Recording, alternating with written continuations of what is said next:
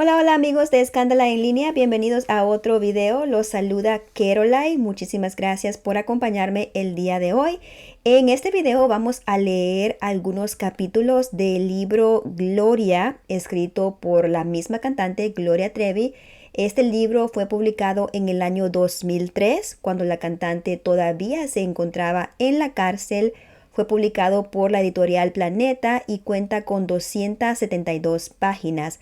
La razón por la que creemos que es importante y relevante en estos momentos leer estos capítulos de este libro es porque Karla de la Cuesta, quien sabemos es una abogada, activista y sobre todo sobreviviente de la organización coercitiva de Sergio Andrade, en la que muchos argumentan que la cantante Gloria Trevi y María Raquel Portillo también tuvieron una participación presuntamente ilícita.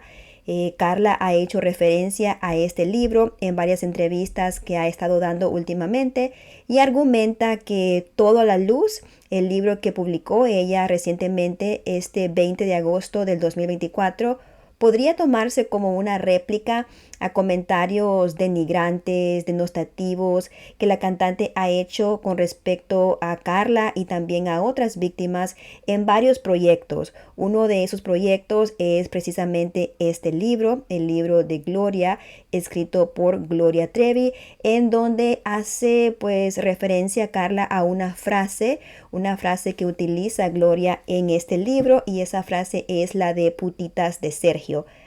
Aunque creo, por supuesto, que no solamente este capítulo donde menciona esa frase y la frase misma, sino que en gran mayoría el libro de Gloria, este libro es sumamente revictimizante. También creo que es necesario dar el contexto a los últimos acontecimientos que se han dado en este caso, ya que algunas personas, incluyendo de hecho la misma cantante, ha mencionado que existe una campaña de desprestigio en su contra y que todas estas cosas que se están haciendo, los proyectos, los podcasts, las entrevistas, son a raíz de esa campaña de desprestigio.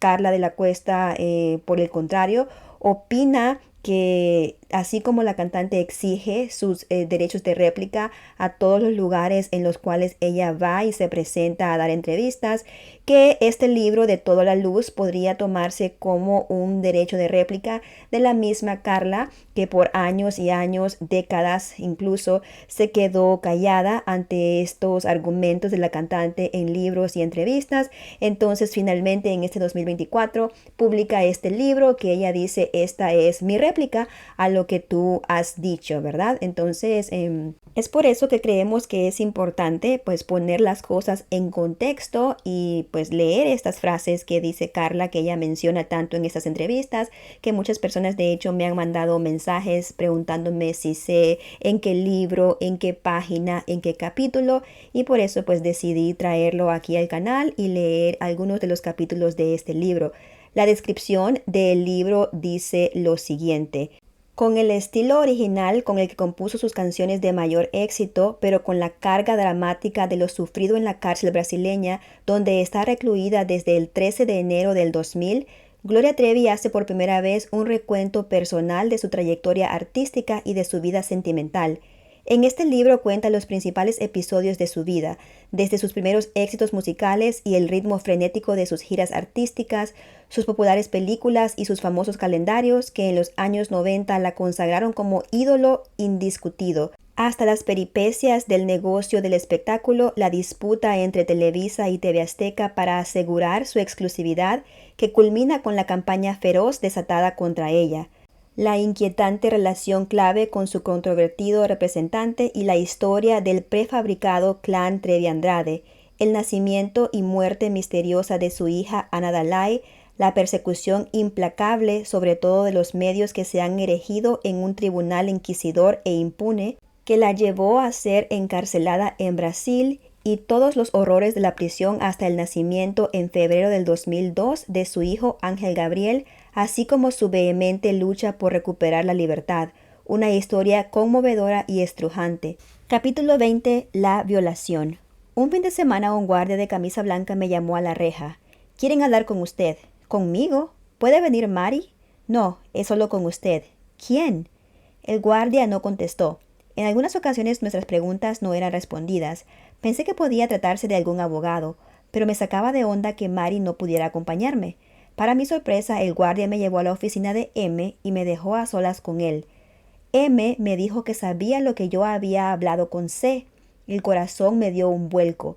Tuve miedo, pero M dijo que él podría ayudar si yo quería. Claro que quería. Reiteró su creencia en mi inocencia, me preguntó por mis sueños. ¿Qué quieres hacer en el futuro? ¿Te gustaría seguir cantando?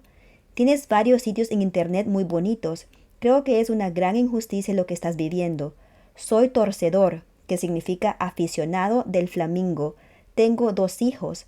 Me mostró fotos de sus niños. Hablé poco, desconfiada. ¿Por qué me llamaba? ¿Qué quería? Como veía moros con tranchetes, pensé que era algo referente a la extradición. Pero, ¿estás enamorada de Sergio? Eres muy bonita, ¿sabes? Tengo problemas con mi mujer. Ella es muy especial. Me asfixia estar con ella. Ese día iba vestido con una playera de manga corta más o menos pegada al cuerpo y noté que exhibía los músculos de sus brazos con cierta discreción. Pero no soy boba. Pese a no haber tenido muchas relaciones ni novios, sí fui cortejada muchas veces y él se estaba exhibiendo conmigo, posando, siendo simpático, adulador. Pero ponía freno a esas ideas. No era posible. Seguro quiere alguna cosa respecto a la extradición, pensaba, y otra voz en mi conciencia me decía, le gustas mucho. Platicó conmigo más o menos 45 minutos, y como me porté muy respetuosa y no rompí el hielo, se despidió de mí y mandó llamar al guardia para que me regresara a mi celda. Mary me preguntó qué había sucedido. ¿Para qué te llamaron? No sé, no entendí nada. M solo me habló de cosas personales. Fue raro. ¿Qué será? Pero tardaste mucho. ¿Qué pasó? Nada, te digo que solo fue eso. Hasta esa época en la custodia solo había presos de baja peligrosidad, pero un día cambió todo. Llegó Marcelo Borelli, jefe de una cuadrilla que había realizado el espectacular y famoso asalto a un avión con cargamento de oro, quien no había sido aceptado en otras prisiones porque carecería de suficiente seguridad. Otra noche llegó una nueva presa. Entró llorosa y enlodada, con pantalón de mezclilla y una camisa entallada que revelaba que no traía brasier. Pidió un cigarro, pero ninguna de nosotras fumaba. Pidió jabón y le regalé uno. Se bañó y le di ropa limpia. Era blanca con el cabello pintado de rubio. Se sentó en el banco de la mezquita de nuestra celda y contó su desgracia. Era la jefa de una de las bandas de narcotraficantes que escondían la droga en una lápida, pero tenían tiempo vigilándolos y los atraparon. Terminó la historia diciendo que uno de los policías le jaló la blusa para verle las tetas y cuando ella protestó, lo hizo nuevamente. Me preguntó por qué me encontraba en prisión. Traté de explicarle lo más por encima posible la injusticia que sufríamos. Era muy tarde, ella era una desconocida que parecía bastante vividita y me cansaba explicar mi situación, pero recordando mi primer día de la prisión, traté de ser amable. ¿Y tú cómo te llamas? Roberta Manuso. En la celda que era para 2, ahora estábamos 4 mujeres, aunque no podía quejarme. En las de los hombres había hasta 12 presos. Nosotras llegamos a ser 8, cuando más. Lo que sí era una imprudencia por parte de la federal era mezclar a cualquier tipo de criminal, como Roberta, con nosotras que éramos consideradas de buen comportamiento. Yo seguía muy angustiada y para colmo estaba completamente irregular en mis períodos y con dolor en el vientre, por lo que pedí una consulta con una ginecóloga particular, lo cual era un derecho de cualquier presa. La doctora me mandó a hacer análisis, lo que llevó buen tiempo, mientras me enteraba por Sergio que el papá de Wendy estaba pidiendo a los abogados que les fuera devuelta la propiedad de la playa y que la propia Wendy había mandado pedir cuentas. Querían dinero para no cambiar de lado. ¿Dinero? Por supuesto, los abogados de Sergio no quisieron devolver la propiedad y no había dinero para nada. Alegaban que, como a Wendy la estaba involucrando Karina muy feo en todo el asunto y no tenía recursos para defenderse, lo mejor que se le ocurrió fue apoyar a Karina para evitar una demanda legal o la prisión. Fue cuestión de días enterarnos de que Wendy daba temerarias entrevistas al estilo de Karina y lejos de contradecir lo que Karina había dicho, apoyaba sus versiones y le agregaba de su cosecha. A la pregunta de que si era verdad que ella había abortado, Wendy respondía algo así como, bueno, sí, pero Sergio me dijo que Gloria abortó 8 veces. ¿Qué? decía yo en mi celda al leer la nota, llorando de indignación y sin oportunidad de defenderme. Estaba presa. De aquí a que le desmintieran pasarían semanas y esas respuestas pasaban a formar parte de la siembra de veneno que entretejían en mi contra sin pruebas. Me cargaban 8 abortos, lo cual era una perversa mentira. Y por otra parte, aunque fueran 30, ¿qué tenía que ver elefantes pintos con papel de arroz? Chismes y chismes de lavadero enredaban todo para desviar la atención de lo más importante. Se me acusaba de cosas sin fundamento, chismes y chismes para que la gente exclamara al final: ¡qué horror! Katia, horrorizada, le expresó a Sergio su consternación ante esta nueva traición, porque prácticamente derrumbó su esperanza de salir rápido de la cárcel. Efectivamente, el recurso que había interpuesto fue negado por el juez de consigna Talamantes y Katia, al igual que su familia, se enfureció debido a que el consejo del recurso provino de los abogados de Sergio. Ahora sería muy largo el camino para sacar un amparo como el de Marlene. Mientras tanto decidí cambiar de abogado y le pedí a Reina que me contactara nuevamente con Salvador. Él conocía mi caso desde antes de que fuera transformado en esta farsa judicial. Incluso en su despacho había sido tramitado el divorcio de Aline. El abogado Cantú no había logrado nada a estas alturas y no era especialista en daño moral, como lo era Salvador. Por otra parte, mi abogado en Brasil, Grossi, habló conmigo y me informó que desistiría del caso. ¿Por qué? No es problema de dinero, no. Entonces, es que yo no sabía que usted había tenido una hija con Sergio. ¿Y eso qué tiene que ver con la extradición? Es que la relación entre abogado y cliente debe basarse en la confianza. Pero por favor, yo confié en usted, no entiendo qué tiene que ver una cosa con la otra. No tenía problema en que lo supiera, solo que no había tenido tiempo de contarle. Casi no hemos hablado, usted viene poco y... En fin, percibí que era un pretexto. El licenciado Grossi abandonaba mi caso, sí, pero por razones poderosas. ¿Qué razones? Grossi conocía a nuestro juez relator Neri de Silveira. Por la forma abrupta en que Grossi me abandonaba, supuse que sabía algo. Presentí que consideraba perdido el caso. Nuestro juez Neri de Silveira sería parcial.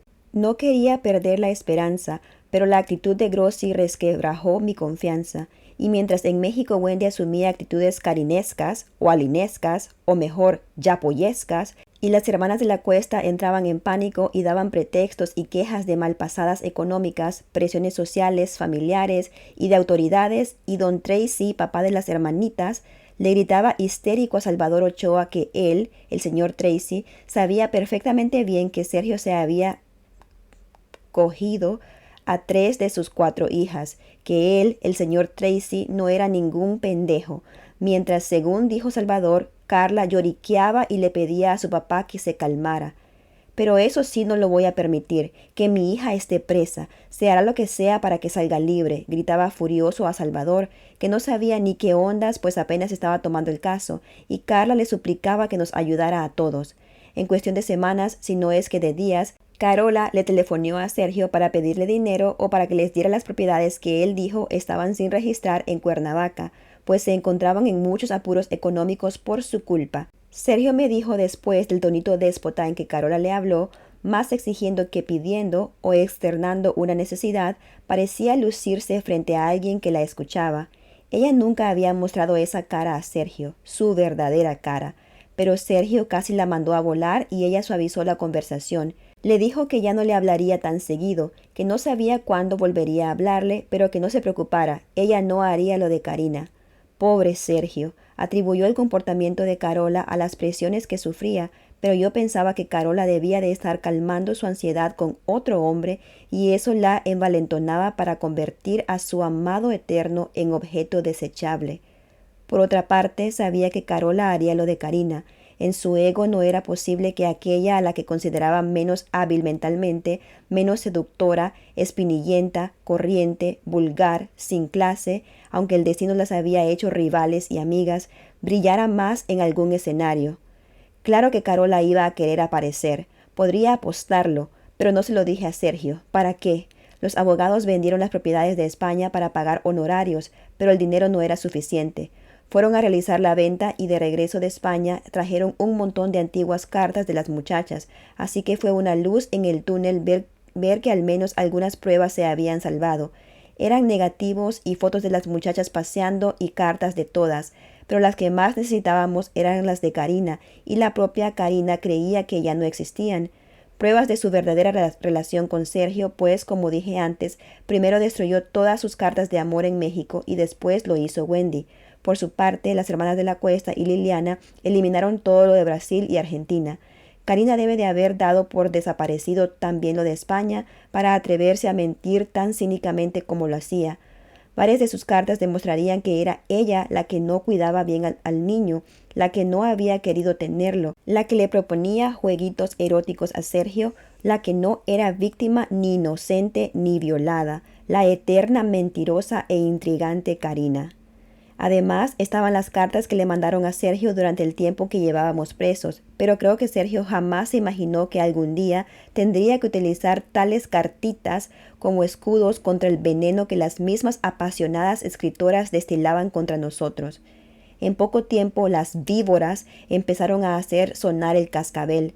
Katia le llamó por teléfono a Sergio y le dijo que ya no podía más, que él no imaginaba lo grande que era el problema, que lo que haría próximamente era lo mejor para todos, que el problema era demasiado grande, demasiado, y le pedía disculpas y comprensión. Y no lo dudes, te quiero mucho, Sergio, le decía. Sergio le pidió que pensara bien lo que iba a hacer. Todavía se podía luchar, se podía ganar con unión, con fuerza, con... No, no se va a ganar, le dijo Katia, pero de cualquier forma prometió que iba a pensarlo. También Carola le habló el otro día y le dijo a Sergio que no sabía cuánto tiempo más podría controlar a su familia.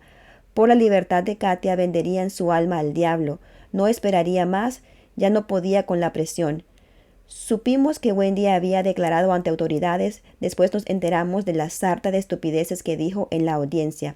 La pregunta era, ¿por qué diablos esa mujer que al contar tantas mentiras y barrabasadas se incriminaba y se volvía ante autoridades una delincuente confesa, estaba libre y dándole vuelo a la hilacha, mientras yo estaba presa sin pruebas en mi contra ni confesiones aberrantes? La respuesta es sencilla. No les interesaban ellas y llegaban a tratos inexplicables para hacerlas decir que eran cómplices de actos absurdos, pero al mismo tiempo decían que estaban psicológicamente dominadas por Calimán, Andrade. Y aunque eran bien mayorzotas de edad desde hacía varios años, hablábamos de mujeres de 20 y tantos años. Bastaba que dijeran que habían llegado a las manos de Sergio cuando jovencitas de 15 o 16 años para no ser responsabilizadas de nada, pese a sus declaraciones. Bruto. O sea que según esta nueva onda de las leyes chihuahuenses, cualquiera puede unirse a una banda, luego pachanguearla con los cuates de la banda, un día planear un asalto, asaltar un banco, gastarse la lana y cuando se les acabe, escribe un libro de cómo fue el asalto y con decir que tenía 15 años cuando conoció a los cuates de la banda, pese a que tenía 20 y tantos a la hora del asalto y confesarse cómplice, no tiene bronca. Se le considera víctima de la banda.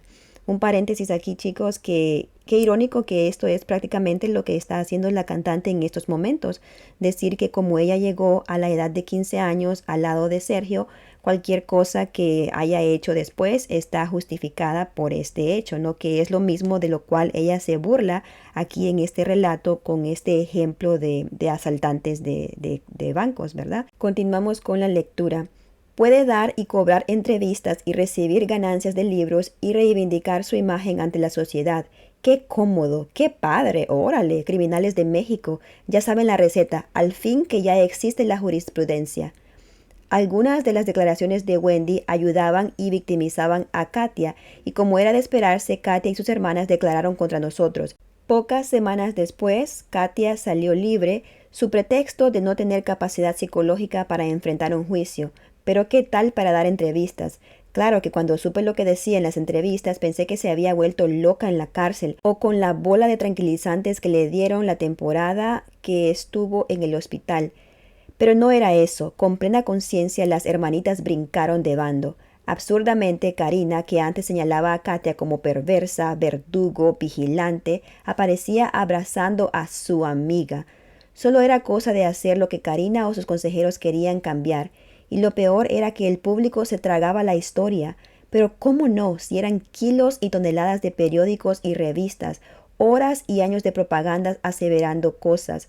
Por algo dicen que de tanto repetir una mentira se vuelve verdad, y lo que pasa es que los mentirosos acaban creyéndosela ellos mismos. Ahora las presiones iban sobre Sonia y Marlene, y pese a no haber hablado con Liliana en meses, supimos que había dado una entrevista a TV Azteca. Por algunos comentarios de la Chapoy empecé a temer que fuera a hacer algo peor. Mi hijita, por Dios. ¿Qué pasaba realmente? Simple, mis enemigos tenían que configurar lo que habían inventado y pregonado, un clan. No podían hacer aparecer la red de prostitución que nunca existió, ni podían hacer aparecer la pedofilia, aunque lo intentaron, incluso mostrando la foto de una niñita sin ropa y haciendo temerarias afirmaciones. Pero la mamá de la niña apareció tildando a Aline de mentirosa y queriendo demandar a una revista. Después de hablar con gente de la revista a la que quería demandar, terminó llamándome a mí perversa mentirosa. Sepa la madre que le dijeron, pero lo importante no es lo que esa señora dijo de mí después de ser manipulada, sino lo que dijo de manera espontánea al ver la imagen de su hija utilizada en la infame mentira, y lo que dijo se resume en que Aline estaba mintiendo. Pero formar un clan sí era posible, y viendo lo que pasa actualmente lo lograron. Formaron un clan, pero no el Trevi Andrade, sino uno que debería llamarse Clan Azteca y sus pirujetas. De esta forma podría evitarse demandas millonarias bien merecidas por la bola de calumnias que dijeron contra todo el mundo y el acoso a particulares, familias, empresas. Es más, el mensaje es: Gloria, aquí tienes una puerta, hazte la víctima. Tú también puedes decir que fuiste maltratada, que llegaste con Andrade de solo 16 años, que estabas sociológicamente dominada, que Aline con ayuda de TV Azteca te salvó, que Jesús entró en tu corazón, que la verdad te hará libre. La historia contada por los medios está perfectamente encaminada para que el público se trague tu versión.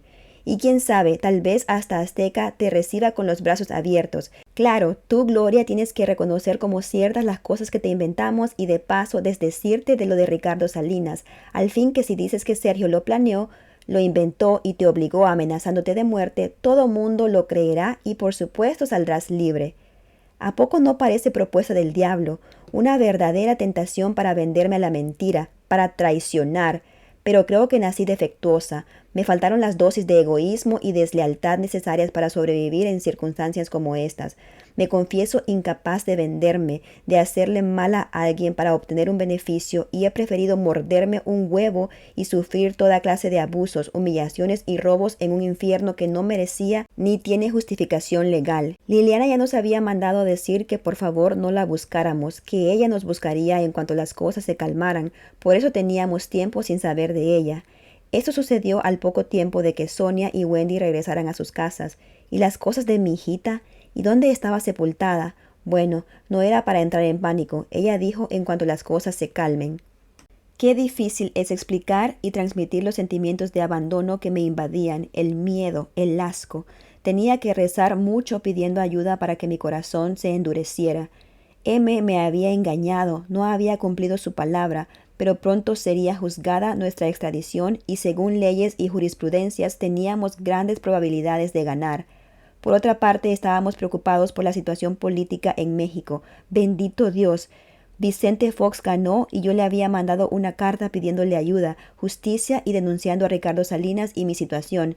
Pero Vicente Fox nunca contestó. Yo era de a tiro cándida.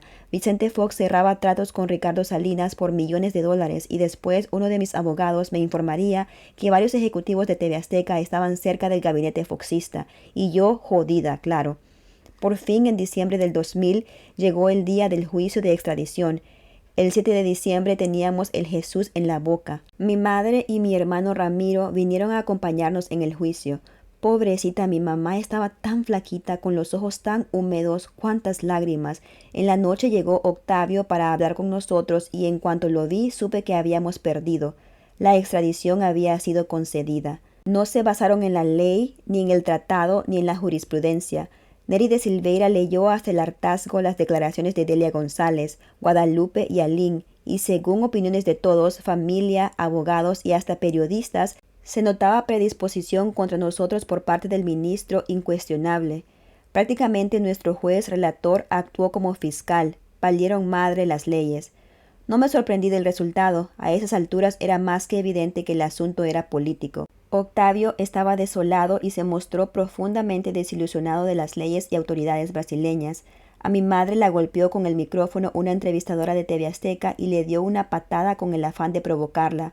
Todo fue grabado por otros medios y televisoras, pero tampoco eran novedad las agresiones de estos impunes seres que igualmente han agredido a otros artistas como Paulina Rubio. ¿Y ahora qué? ¿Cuándo seríamos extraditados? Tenía miedo por nuestras vidas. La pesadilla parecía caer en lo más profundo de un sueño, como si viviera en una especie de estado de coma, sin saber siquiera si algún día íbamos a despertar. Mi madre puso una denuncia en Brasil contra las agresiones de la reportera de TV Azteca, Laura Suárez, quien misteriosamente viajó a Argentina mientras Patricia Chapoy anunciaba que tenían una historia escalofriante, macabra, respecto a la muerte de mi hija, una historia que terminaría de hundirme. Carajo, sepa la madre hasta dónde puede uno ser hundido, porque en TV Azteca decían terminar de hundirme casi todos los días y nada. ¿O será que ellos me hunden sin contar con que sigo nadando y tratando de salir de toda la mugre en la que quieren ahogarme? Solo de Dios he podido adquirir fuerza. Las chicas estaban nuevamente unidas, con excepción de Sonia y Marlene, que como ya dije siempre mantuvieron una cierta distancia con las otras. Katy tenía solo 4 meses de haber salido de la cárcel cuando nos enteramos de que, junto con Carola, había sufrido un accidente. Iban acompañadas de sus novios y de Milton, el hijo de Carola. Sergio moría de angustia por la salud del niño. Sentí lástima por Carola. Pese a todo, sé lo que es perder un hijo. Afortunadamente, según supimos, el niño se recuperó, pero el novio de Katia murió en el accidente. La familia del muchacho no permitió la entrada de las hermanas al velorio. Que Dios me perdone, pero no pude evitar pensar que lo mal habido no dura. Por otra parte, pues no que Carola y Katia estaban traumatizadas sexualmente y moralmente por las penas y violaciones sufridas. Para cuando ocurrió el accidente ya tenían meses de noviazgo. ¡Qué recuperaciones tan milagrosas! Wendy también le mandaba correos electrónicos a Sonia invitándola a participar en el clan que ahora sí ellas formaban y contándole de su nuevo amor. La Navidad estaba próxima. Envié tarjetas de felicitación por correo a Naira, Roberta y Pepita, la española de Río. Edna, Ifigenia, Mari y yo hicimos adornitos para arreglar un poco la custodia. Mi mamá me había llevado algunas bolsas de dulces americanos, de esos que venden por centenas, y preparamos paquetitos de dulces para todos los presos. Yo soy obstinada en conmemorar el nacimiento de Jesús y la cárcel no me lo iba a impedir. El 24 para amanecer 25, Mari y yo cantamos para los presos. En enero recibí un sobre que tenía como remitente Ana Treviño y la dirección donde ella murió, enviado de Río de Janeiro con sello del 13 de enero. ¡Qué perversidad! Lloré y puedo apostar que por ahí del 13 de enero Liliana y Laura Suárez, la periodista de TV Azteca, estaban en Río. Ese día se cumplía 1 año de nuestra detención. Desesperada y convencida de que me habían robado a mi niña y sabiéndome chantajeada, le escribí a los abogados de México y Río para hacer una denuncia. Pero todos me dijeron que no era el momento, que podía hacerse un escándalo y estando yo presa no tendría oportunidad de defenderme. Era cosa de esperar un poco. La prioridad era mi libertad. Ya libres podríamos hacer todo lo demás. Los abogados preparaban una solicitud de refugio, pero lo más importante para mí era saber dónde estaba mi hija. Cuántas ganas de gritar hasta que el aullido me desgarrara la garganta y el dolor de la carne me aturdiera el dolor del alma. En una entrevista le dije a Adela Micha, reportera de Televisa, que no sabía dónde estaba mi hija. Y Patricia Chapoy, según dijeron mis abogados, pronto me contestó: pues si quieres saber dónde está tu hija, vente a México y yo te digo. Algo así eran las palabras de la mujer esa. El mensaje era: desiste del pedido de refugio. Quería presentar una denuncia por ocultamiento de cadáver contra Liliana Chapoy y Laura Suárez, pero de nueva cuenta todos me pedían esperar. Mi mamá contrató nuevos abogados, el licenciado César Fentanes y Roberto Flores. Se encargarían de mi defensa y Salvador Ochoa continuaría con el asunto de demandas contra Aline, Karina y Guadalupe. Fentanes, estudiando mi caso, descubrió 20 irregularidades o crímenes cometidos contra nosotros por mantenernos presos. Mari y yo estábamos nuevamente solas en la celda. Edna salió porque se venció el plazo de su juicio e Ifigenia se escapó aprovechando un descuido del policía que la llevó un día al médico. Otro preso famoso llegó a la custodia. Era Fernandino Beira Mar, considerado el narcotraficante más poderoso de Brasil. Para nuestra sorpresa fue colocado en la celda 4, es decir, al lado de la nuestra, la 3. Mientras tanto me llegaban chismes de que Roberta Manuzzo sacaría un libro hablando de mí. ¿Qué? ¿Pero qué podría decir esa mujer de mí? Roberta, traficante, confesa, también había salido por vencimiento de plazo, como Edna, esa justicia. Por su parte, Karina sacaba y promovía su libro. Me despedazó saber lo que decía de mi hija. Y más me dolía saber que cuando en entrevistas le preguntaban al respecto, ella decía que si quieren saber, compren el libro. Mercenaria sin entrañas, usaba la memoria de mi hija como gancho de ventas de su libro. Decía que Sergio me había ordenado ponerle unas cobijas a la niña para que no se escuchara su llanto y así mi hija había muerto asfixiada. Pero se contradecía al decir que mi hija era muy consentida y tratada mejor que cualquiera de los otros hijos de Sergio. Por otro lado, decía que había tratado de revivir a mi hija y le había pasado una Coca-Cola Light por el cuerpo para ver si reaccionaba. También decía que mi hija tenía varias horas de muerta, pero, estúpida contradicción, que tal vez si hubiera tenido alcohol habría podido hacer algo por revivirla. Infame, mentirosa, diabólica. Para mí fue evidente que nunca quiso a su hijo como yo a mi hija, y la hipócrita se la daba de salvavidas frustrada cuando en la realidad había ayudado a las otras a clavarme en el suelo y a taparme la boca para acallar mis gritos. Ella se plantó en la puerta y me impidió salir a un hospital antes de que mi cordura estallara como un foco fundido, y en su libro confesó algo que no sabía, algo que me estremeció, me asustó. Según Karina, ella celebraba sus aniversarios de la relación con Sergio los días 13 de noviembre, y como mi hija había muerto en esa misma fecha, la conocedora de los motivos de Dios se atrevió a blasfemar diciendo que Dios me había castigado. ¿A mí? Bueno, aquí un paréntesis, en el libro de Karina Yapor nunca menciona que celebra sus aniversarios de la relación con Sergio, más bien dice que esa fecha fue la primera vez que Sergio tuvo un encuentro sexual con ella 5 años atrás, pero aquí lo pone Gloria como si era una celebración de la relación con Sergio, lo cual pues Karina nunca menciona en su libro. Continuamos con la lectura. ¿Dios castigarme a mí quitándole la vida a una inocente? Porque en alguna época pasada Karina había andado de puta con Sergio en esa misma fecha. No pude evitar pensar horrorizada en la posibilidad de que hubiera sido la propia Karina la que me hubiera castigado. Pero ¿cómo concebir tanta maldad en una chica de 17 años? Todavía hoy me rehúso a aceptar esa creencia, aunque las pruebas de su maldad, incluso contra su propio hijo, sean muchas. Considero un exceso algo así, y yo, ¿cómo podría perdonarme no haberlo supuesto antes, no haber protegido a mi niña de algo así? No quiero creerlo. También decía suponer que Mari había descuartizado a la niña. Pobre Raquenel.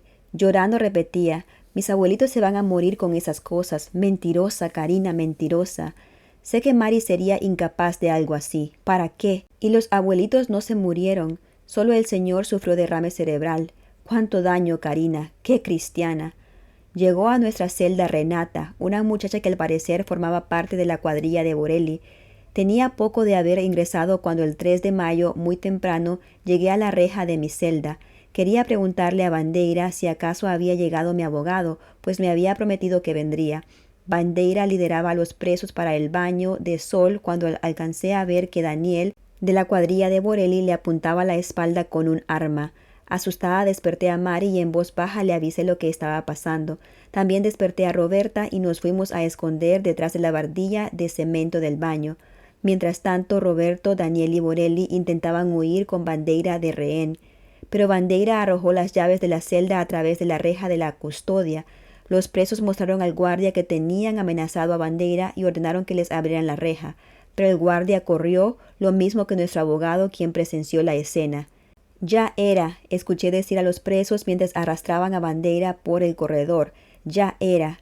En el lenguaje de la cárcel es como decir, ni modo, ya le tocaba. Dios, pensé que matarían a Bandeira. Quise salir a rogar por su vida, pero ¿y si por andar defendiendo a un policía me mataban a mí o a Sergio? Además, el miedo paraliza.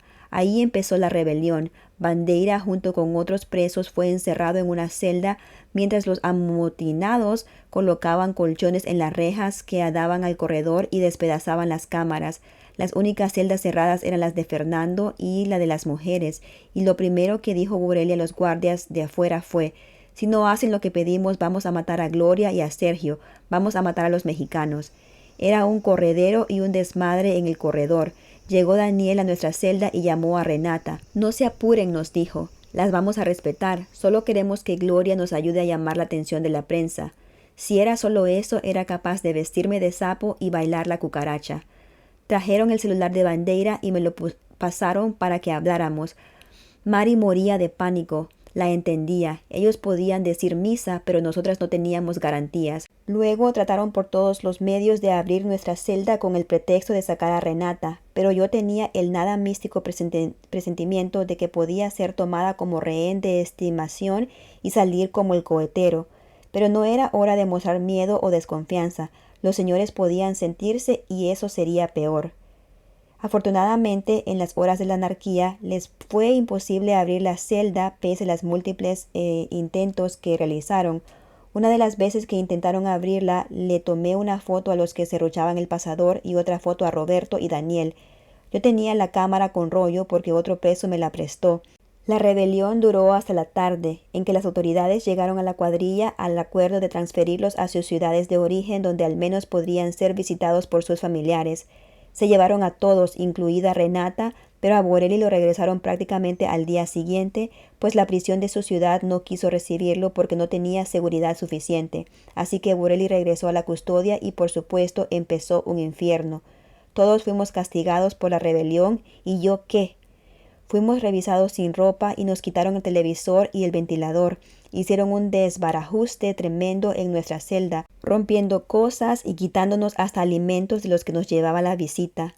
Los polis tenían que demostrarnos a los presos quiénes mandaban ahí y se ensañaron.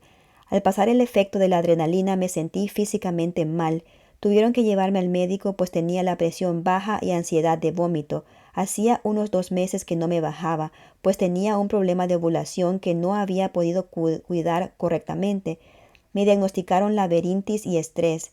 Retiraron a Bandeira de jefe de la custodia y pusieron a cargo por unos días a 2 personas que no sabían nada de custodiar presos, los señores Muñiz y Ulises, quienes por otra parte nos esposaban dentro de la celda para sacarnos a cualquier hora, fuera a ver el abogado o ir al baño de sol. Era terriblemente humillante y absurdo, porque los de la rebelión ni estaban a excepción de Borelli, porque todos teníamos que ser castigados. Un día de los 1 de mayo, acabada la rebelión, Muñiz llegó y me llamó. Abogado, ¿solo yo? Sí.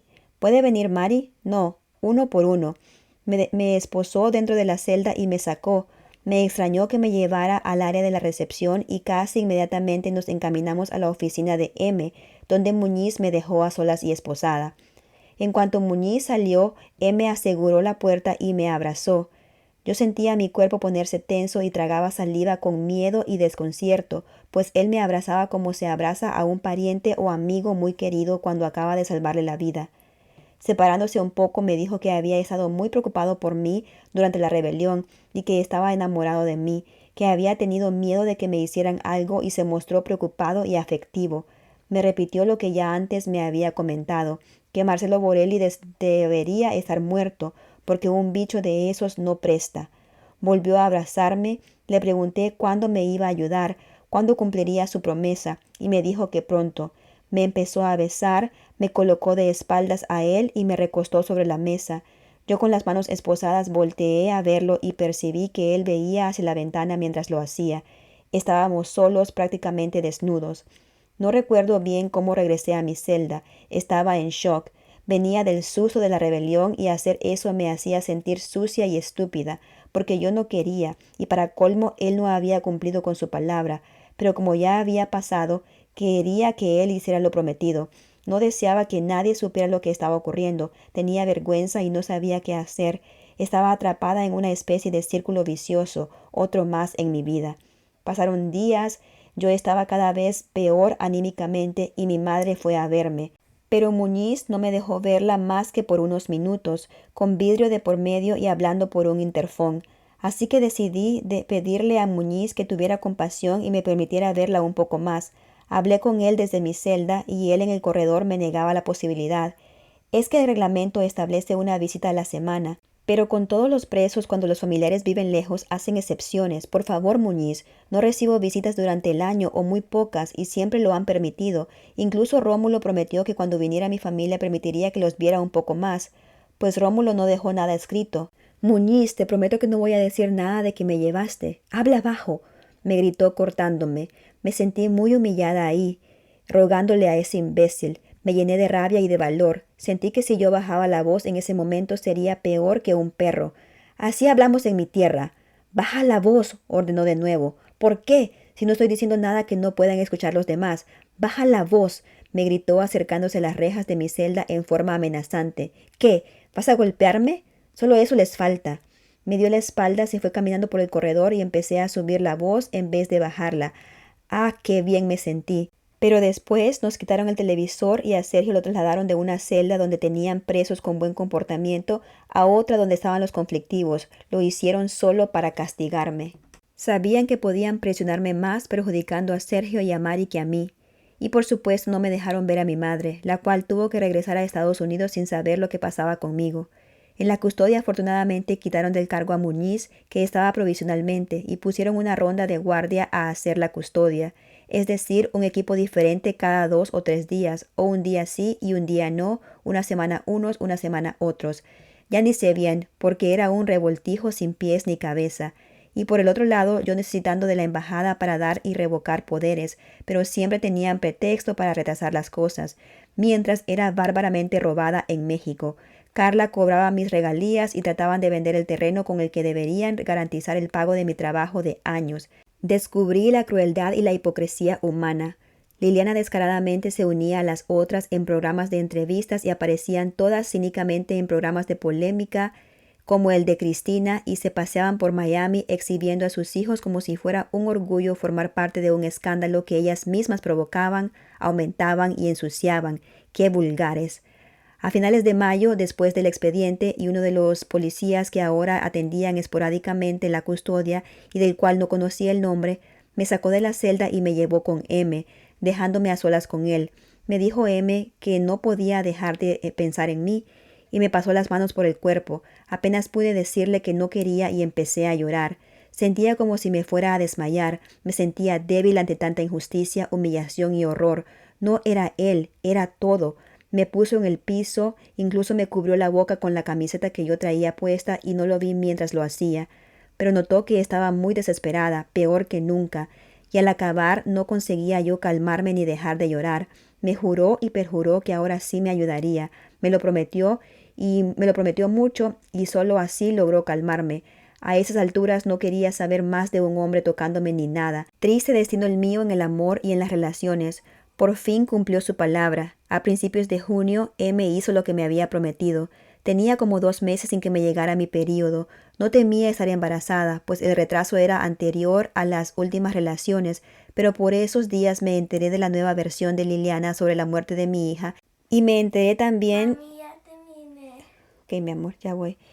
Me enteré también de que esta mujer había entregado fotos y ropas de mi niña para ser exhibidas en el programa El Ojo del Huracán. Pruebas de amor eran usadas para despertar el morbo y el interés en 3 historias aberrantes. Empecé a sentirme transformada, sentía la sangre de mis venas ardiéndome por el veneno que llevaba en mi corazón. No conocía el odio hasta entonces, nunca antes había odiado a nadie. En ese momento entendí el significado de lo que dice la Biblia. Al que haga caer, aunque sea al más pequeño de los míos, más le valdría ponerse una piedra en el cuello y arrojarse a lo más profundo del mar. Lo que esas personas me habían hecho era peor que si me hubieran matado.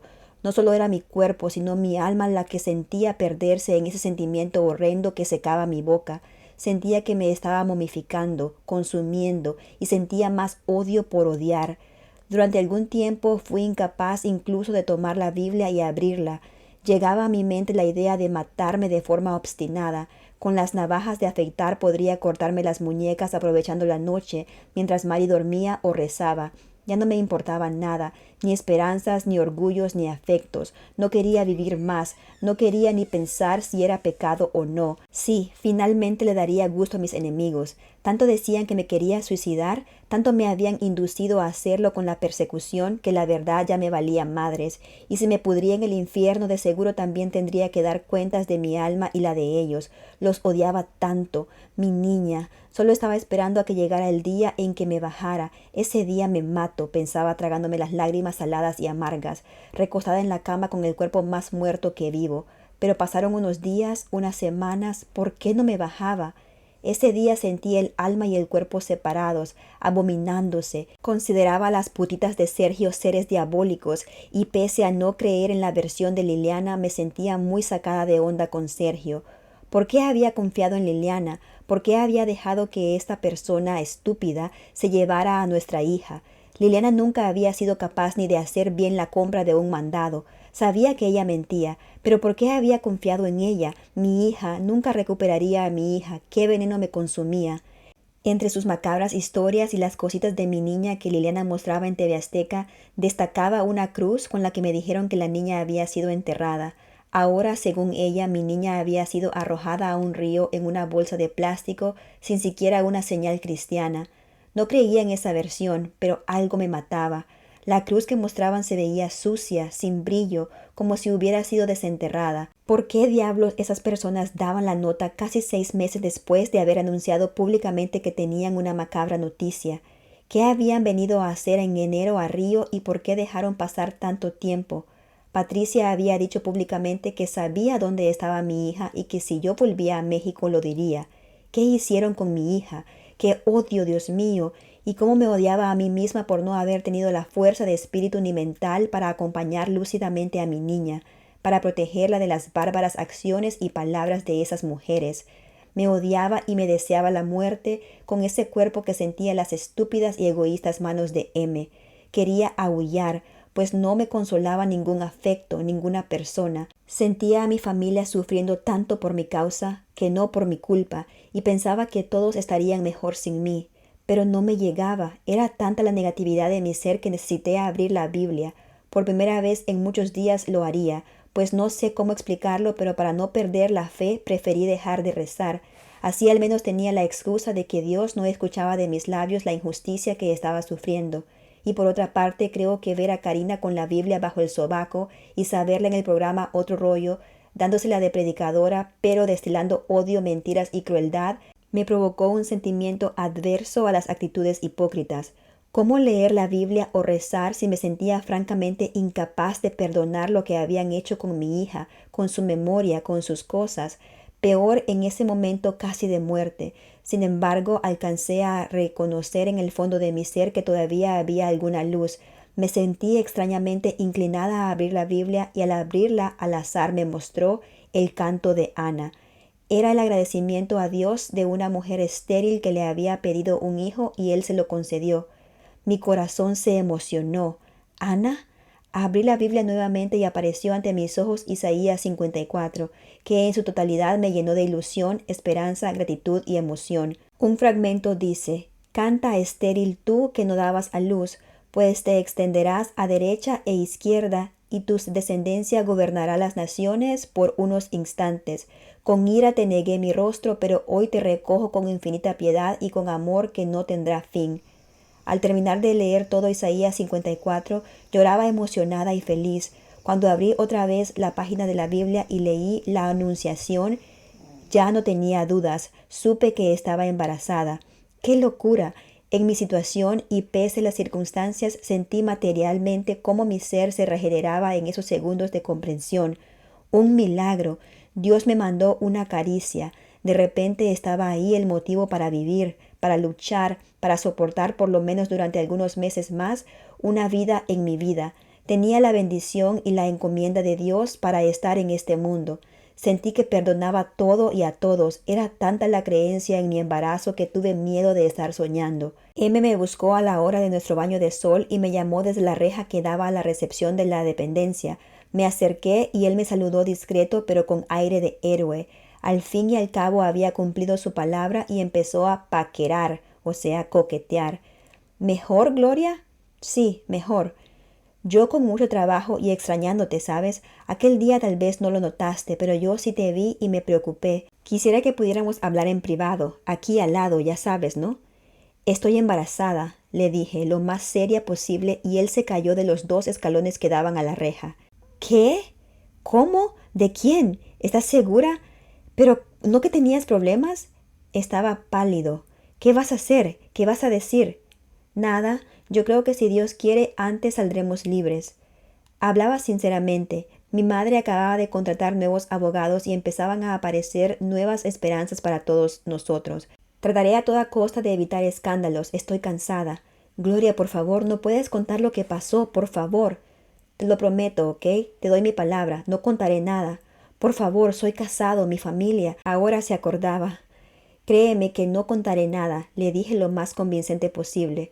Luego les conté a Sergio y a Mari mi sospecha, pues todavía no tenía confirmación clínica y a toda pregunta de ellos respondí con evasivas. No obstante, un día me salió un poco de sangre. ¿Sería posible que me hubiera equivocado? Conseguí una cita con mi ginecóloga. Coincidentemente ese mismo día, Cecilia Soto, la nueva embajadora de México, iría a llevarnos por fin unos documentos. Apenas si la saludé y me llevaron a la doctora. Lógicamente para mí era 1000 veces más importante esta cita. Tenía meses de no ver a la médica, una mujer joven y simpática que trataba de atenderme digna y humanamente y solicitaba a los policías que no presenciaran los exámenes ginecológicos, por lo que solían esperar detrás de la puerta. En cuanto tuvimos un poco de privacidad, le dije lo más bajo que pude. Creo que estoy embarazada. ¿Cómo? ¿Tienes visita conyugal? No puedo contarte, y es mejor así. Tu problema hormonal es muy difícil, Gloria. ¿Tomaste el medicamento para regular? No, no me lo dieron. Tuve un problema con uno de los guardias. Entonces tal vez es eso. Como no has tomado el medicamento, no has corregido el problema, y puede darse el caso de que por el estrés y lo delgada que estás, tengas retrasos de 6 meses o... Todo esto lo decíamos en voz baja, mientras preparaba ella el aparato de ecografía. Sin embargo, cortó la frase al deslizar el aparato y descubrir algo grande. Sí, ahí estaba. ¿Estás viendo eso? Estoy, le dije sonriendo y llorando de emoción al ver por primera vez al bebé de 8 o 10 semanas perfectamente reconocible. El pequeño ser se movía dentro de mí. Estaba embarazada. Por esos días llegó una nueva presa, Leda, una mujer gorda acusada de estafa. ¿Cómo esconder mi embarazo? Tenía 2 opciones, mantenerme muy delgada o engordar mucho. Adelgazar embarazada podía ser malo para el bebé. Mejor subí de peso, así la panza pasaría por gordura. Empecé a comer mucho por ahí del 4.º mes.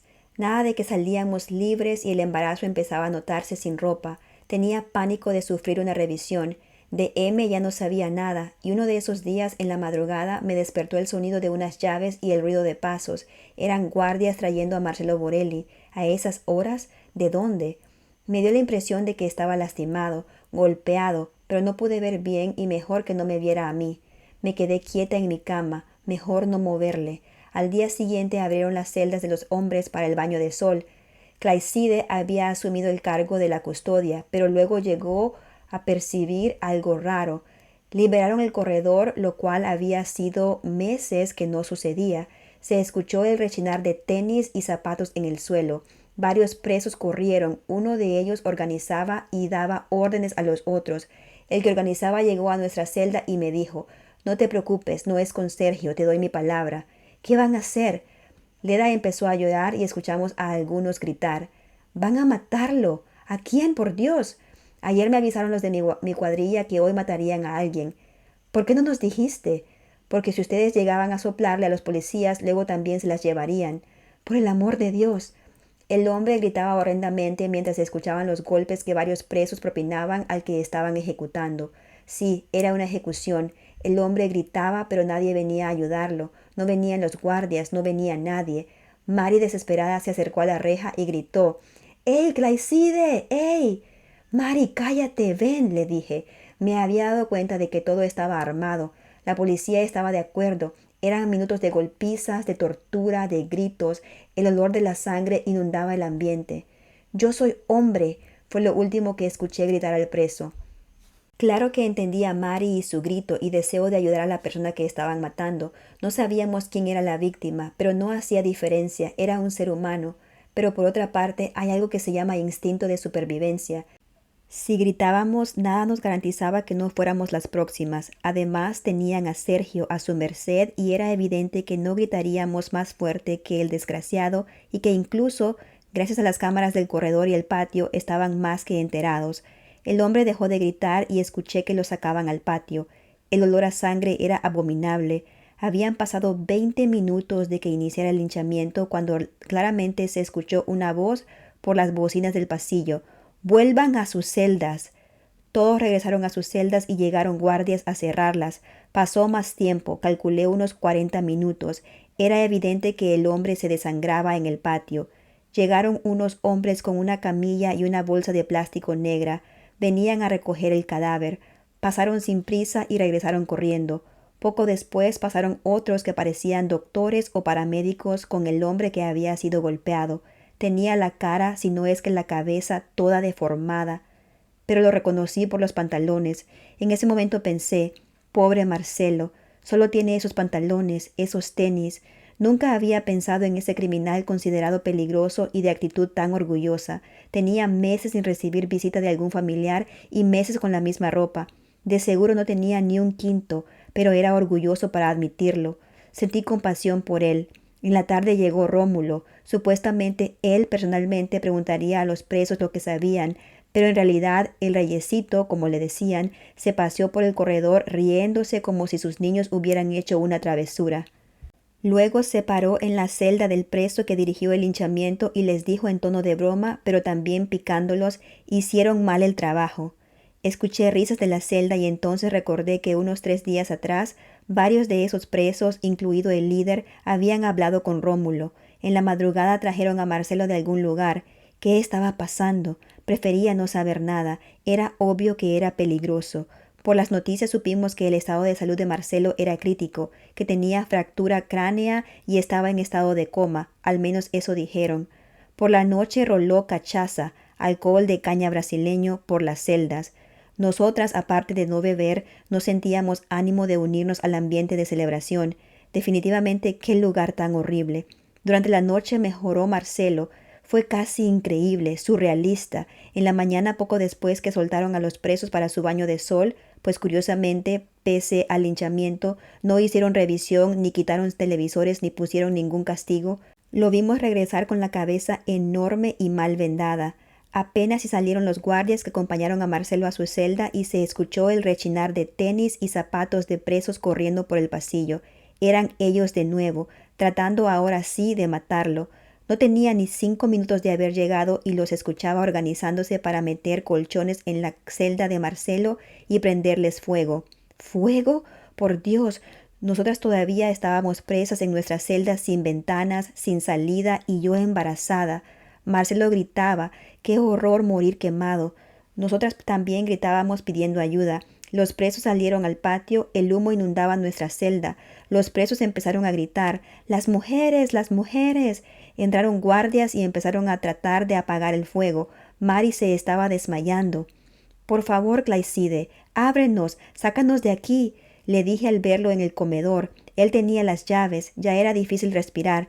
Las instalaciones eléctricas empezaron a explotar, pero no nos abrió. Todavía tardaron unos minutos en llegar con una manguera de bomberos y entonces nos sacaron.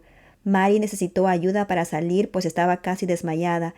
Inmediatamente nos esposaron y ordenaron que nos acostáramos en el suelo, boca abajo, cosa que no quería hacer por miedo a lastimarme el vientre, es decir, al bebé. Así que busqué una forma de acostarme sin lastimarlo. Esposada sobre el agua y en medio de las instalaciones eléctricas chispeando, teníamos miedo de morir si no quemadas o asfixiadas, tal vez electrocutadas. Los bomberos sacaron a Marcelo. El hombre estaba con el cuerpo quemado y asfixiado con el humo, pero vivo. Al parecer había logrado arrastrarse hasta la llave de agua del baño y colocarse bajo ella, abierta, y consiguió salvarse la vida. Por otra parte, tendríamos en esos días una audiencia con las personas de Conaré, es decir, con algunos de quienes decidirían si nos concedían o no el refugio. También había dado algunas entrevistas para televisión y justamente antes de los siniestros ocurridos en la custodia, Clayside me preguntó si era cierto que yo estaba embarazada. Lo negué, pero no me explicaba cómo lo sabía, de dónde había salido la información. Marcelo ya no regresó a la custodia, lo transfirieron a otra prisión en otra ciudad. El organizador pasó un día repentinamente por nuestra celda y amablemente nos dijo, «Alcahuete muere en la calle». Luego me dirigió la mirada a mí directamente como enfatizando, «No sé de qué estás hablando». «De todo, Gloria. Sé que tú me entiendes. Cuando se promete no hablar, uno cumple». Sentí un frío que me recorría la columna. Sabía. ¿Qué tenía que ver lo que estaba pasando conmigo? No le contesté nada y me quedé seria. Luego él sonrió conciliador y dijo, «Aquí las cosas van a mejorar, y mucho, ya verán». Gracias a Dios nunca lo vimos, y digo gracias a Dios porque no sé cuál era su concepto de mejorar. Nosotros tuvimos nuestra cita con Conaré donde explicamos nuestra situación, pero durante mi conversación con ellos, el señor Luis Paulo y la señora Elizabeth Susekin me preguntaron si estaba embarazada. Pensé que a ellos debía contarles la verdad, pero me sorprendió que les hubiera llegado el rumor. Lo que sí me enojó fue contar las circunstancias. Estaba asustada por todo lo que había sucedido en la custodia, por la amenaza. Consciente y firme en mi promesa, por más que insistieron, me negué a contar. Ellos confirmaron mis temores, diciendo que corría peligro en la custodia. El hecho de salir embarazada en un lugar donde no podía tener visita íntima representaba un escándalo y una vergüenza para la Policía Federal. Según ellos, definitivamente no podía seguir siendo custodiada por la Policía Federal. Así, 3 días después, la noticia fue que el nuevo bloque de Papuda era inaugurado con la transferencia de la cantante Gloria Trevi, acusada de corrupción de menores. ¿Cómo detesto esa etiqueta falsa y estúpida? ¿Cuánto daño me ha hecho? La transferencia fue hecha con lujo de malos tratos. Mari y yo fuimos esposadas con las manos atrás y subidas en la parte posterior del cangurón. Sergio iba en otro que marchaba a una velocidad absurda y peligrosa, botando por los topes y baches. Nos llevaron a un lugar cercano donde nos revisarían para ver que no estuviéramos maltratados. Un médico me pidió que le mostrara las piernas y con eso fue suficiente para especificar que estaba en buena forma física sin maltratos. Yo, que solo pensaba en ocultar mi embarazo, di gracias a Dios. De ahí seríamos llevados a Papuda, un lugar que estaba a unos 50 minutos de distancia. La forma en que rebotábamos en la parte de atrás de esa camioneta, que no tenía el mínimo acolchonamiento, me preocupó por mi estado. Eran demasiados golpes y me atreví a pedir a los policías que no fueran tan rápido. Por favor, es que nos estamos lastimando. Ok, respondió el conductor, pero como si hubiera pedido lo contrario, fue un botar y rebotar todo el camino. Tratando de proteger al bebé como pude, me recosté de lado, evitando los golpes que habría sufrido sentada y que son peligrosos para mujeres en mi estado, pues un sentón puede dislocar la cabecita del bebé. Y esa carrera absurda saltando sobre todo tipo de baches, baquetes y topes, y yo con las manos esposadas y atrás en ese cajón de metal parecía adrede. Al llegar a Papuda, los federales avisaron a la policía civil que se encargaría de la custodia, que no era necesario que nos revisaran, pues ya lo habían hecho. Di gracias a Dios y pensé que había sido un acto de caridad para evitarnos la humillación, pues la realidad era que no habíamos sido revisadas. No quería que se supiera de mi estado, lo cual era muy difícil de ocultar sin ropa. Más tarde en la celda descubrí que tenía varios moretones en el cuerpo, provocados por el traslado. Tal vez el pedido de que no fuéramos revisados no había sido el acto caritativo y humano que yo había imaginado. Papuda es un lugar horrible. Las condiciones eran sinceramente peores. No podíamos tener televisor como cualquier otro preso. Incluso los condenados pueden. La visita solo podía llevar 6 piezas de fruta por persona, frutas pequeñas como manzanas, naranjas, peras. Claro que pensé en la posibilidad de que me llevaran una piña, una sandía, un melón, pero no se podía, y galletas, solo eso, ningún otro tipo de alimento. Solo podíamos tener un libro por celda y 4 cambios de ropa por persona. Las únicas cosas que parecían mejores era que las luces se apagaban en la noche y que teníamos ventanas. La desventaja era que las ventanas no tenían vidrio, y sin luz en la celda era un infierno sentir el enjambre de zancudos atacándonos, zumbando, picando. Yo me daba golpes en el cuerpo para ver si les atinaba, y les atinaba. Al amanecer encontraba varios embarrados en mi cuerpo. Cómo detestaba a esos mugrosos insectos. Solía esperar despierta a que amaneciera para cazar a los desgraciados antes de que se salieran todos empaturrados de tanto chuparnos la sangre. Se parecían a algunas viejas corrientes que conocí alguna vez, así que no iba a dejar que esos también me chuparan la sangre y se fueran bien contentotes. En cuanto empezaba a distinguirlos, les pegaba una correteada y llegaba a matar 30 o 40 en unos minutos. La pared de nuestra celda estaba llena de manchones de sangre. ¿De los mosquitos? No, nuestra, pues nuestra sangre era la que se habían tragado. Fue cuestión de días que estallara el escándalo de mi embarazo y que mi panza fuera más visible. No obstante, me llevaron a hacerme una ecografía para confirmar mi estado. Claro que nadie se preocupaba por el prenatal ni nada, y le encasquetaban la paternidad de mi hijo a Borelli, a Sergio y remotamente a algún carcelero. Por mí todos se podían ir al cuerno con sus deducciones. El bebé se movía dentro de mí y lo amaba. Pasaba las horas haciéndole ropita y tratando de comunicarme con él mediante caricias, palabras y música. Cada vez era más difícil ir al baño, pues también en Papuda era un agujero en el suelo y no era fácil hacer sentadillas en mi estado. También estaba engordando mucho, pues casi no podía caminar en la reducida celda y la alimentación era básicamente arroz que comía por completo tratando de sustituir con proteínas lo que no tenía de vitaminas naturales. Gracias a Dios, Roxana me había dado vitaminas para embarazadas y mi alimentación era básicamente esa y bebía Coca-Cola, pues el agua no era potable, por lo que cuando se podía, y no era siempre, mandaba a comprar cocas a la tiendita de la cárcel y me las tomaba aunque estuvieran calientes. Los que trabajaban en la cárcel sabían de mi estado y solían mandarme betabel, verdura que casi no me gusta pero que me comía por el hierro, y así logré evitar una anemia. Los abogados consiguieron mejorar un poco las cosas, autorizaron para mí un televisor pequeño y que no quitaran la electricidad de las celdas en la noche. También empezó un extraño desfile de personajes, diputados, gente de derechos humanos y comités de paz que nos visitaron y que me hacían una presión del carajo para que contara lo sucedido. Al mismo tiempo, en las noticias la Policía Federal daba su versión de los hechos. Según sus investigaciones, yo me había embarazado mediante inseminación artificial y el padre probable era Borelli, como lo demostraba una carta escrita por el asaltante de aviones. Claro que cuando vi el noticiero quedé atónita y entendí, o al menos creí entender, lo que había pasado con la custodia. Claro que sentí más miedo de abrir la boca, aunque no tenía la mínima intención de hacerlo. Lo único que quería era que mi bebé naciera sano y bien y lo dejaran tranquilo, y si se podía, de paso a mí también. Pero claro que no se podía. Ante la posibilidad de ganar el refugio, Liliana viajó a Brasil. ¿Con qué dinero? Quién sabe. Y por supuesto TV Azteca la acompañó y en Río declaró ante las autoridades que había tirado el cuerpo de mi hija a un río, entre otras cosas, y se largó como iba, o sea, como pedo, de regreso a Argentina.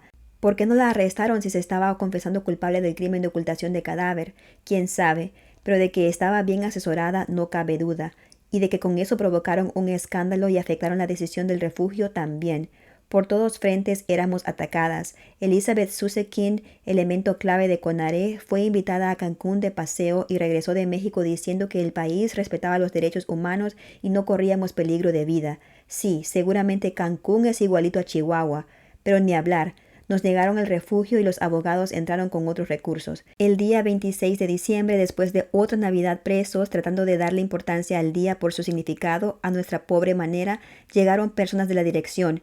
Desgraciadamente, casi todos los que formaban parte del comité de CONARE trabajaban en ministerios públicos, con excepción de los representantes de Caritas, Asociación de Ayuda a los Pobres en todo el mundo. Alguna vez en México, cuando me encontraba en el pico de la fama, Carlos Amador, director de Televicine, me invitó a participar en un comercial de cine para pedir al público que cooperara con la asociación y también para asistir a un acto. Y en mi revista mandé a hacer un reportaje de la asociación. Eso lo hice sin cobrar, como hice en otros tantos casos referentes a ayuda social, actos considerados caritativos. Donaciones a asilos y orfanatos que nunca quise hacer públicos y solo comento aquí porque considero bonito lo que sucedió con Caritas, por lo que habían dicho en los periódicos de que en México estaba prácticamente excomulgada y sabiendo que la asociación es en esencia católica y que el director en Brasil era un sacerdote, temí que me dieran la espalda.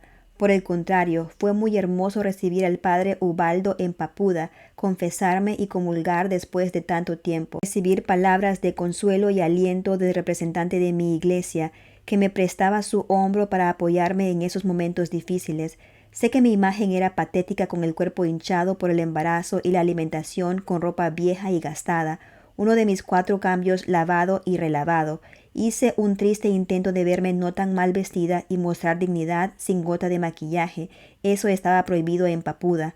Con los cabellos opacos por el agua sucia con que tenía que lavarlos y los ojos ansiosos y tristes como los vi reflejados en un espejo que tenían los policías en un cuartito que permitieron que hiciera las veces de confesionario, no parecía una popstar. Sergio lloró al sentirse escuchado por Ubaldo. Sergio también con ropa vieja, sus zapatos sin agujetas, delgado, Mari flaquísima, pálida y con los ojos cansados de tanto llorar. Me dolió vernos tan despedazados físicamente, pero tercos en continuar viviendo, salir libres, esperar que la justicia llegue algún día para explicar nuestra inocencia, la injusticia, la persecución, el miedo. Dios es bueno, no cabe duda. Poniendo nuestra angustia en personas como el padre Ubaldo y la hermana Rosita, uno conserva algo de esperanza en la raza humana. Bueno amigos, ahí lo tienen. Ese es el controversial capítulo escrito por la cantante Gloria Trevi en su libro Gloria, al que hace referencia Carla de la Cuesta en sus entrevistas. Es importante poner en contexto para aquellas personas que tal vez no saben y no conocen la historia a fondo, que la mayoría de chicas a las que se refiere Gloria en este libro habían llegado a manos del productor Sergio Andrade siendo menores de edad. De hecho, Karina Yapor, a quien ella se refiere de una forma pues bastante denigrante, bastante fea, era en esa época todavía una joven de 17 años. Lo mismo que Carola de la Cuesta, quien todavía no había cumplido la mayoría de edad en esa época cuando Gloria escribió el libro. La cantante ha intentado en varias ocasiones deslindarse de este libro, argumentando que no fue escrito por ella. Incluso también se ha llegado a correr el rumor de que había sido su propia madre, la señora Gloria Ruiz, quien le habría hecho ediciones al libro, agregándole pues estas cosas que dice Gloria, ella nunca dijo. Aunque cada vez estas versiones son menos creíbles, sobre todo porque otros proyectos de la cantante como su serie producida por Televisa Univisión, Ella Soy Yo, prácticamente siguen la misma línea narrativa de este libro. Entonces, definitivamente, como la misma cantante lo acepta en varios párrafos, es un libro cargado de odio. Ella ahí en el libro, de hecho, admite odiar a estas mujeres, como ella las llama. Entonces sí, es un libro cargado pues de muchas cosas feas, mucha negatividad de parte de la cantante, ¿no? Que dice que este sentimiento negativo, de hecho, le consumía la sangre. Lamentablemente, a raíz de esos comentarios que ella hizo en este libro, muchas personas han tomado esas frases y esas historias que ella plasmó ahí en esas hojas como ciertas y las utilizan como arma de acoso y ataques contra varias de las sobrevivientes. Y es a raíz de esto, según nos dice Carla de la Cuesta, y después de años de soportar en silencio todas esas versiones que circulaban libremente por la sociedad, que ella decide no seguir callando más y publicar su libro Todo a la Luz en forma de su derecho de réplica, su justo derecho de réplica a estas aseveraciones de la cantante en su libro publicado en el 2003. Carola de la Cuesta también por su parte publicó su libro intentando llevar esta historia al mercado en inglés. Ya que su libro está escrito solamente en inglés por los momentos, lleva el título de Fe, Amor y la Trata de Personas. Bueno, entonces déjanos saber en los comentarios qué piensas de este libro y de todas las nuevas cosas que están surgiendo en este caso. No te olvides de dejar tu escándalo like y también de suscribirte si todavía no lo has hecho. Nos vemos en la próxima. Adiós. Somos escandalosos y escandalosas, juntos, siempre en línea. Somos escandalosos y escandalosas, escandalosos y escandalosas, sí, así es la vida. Escándala en línea.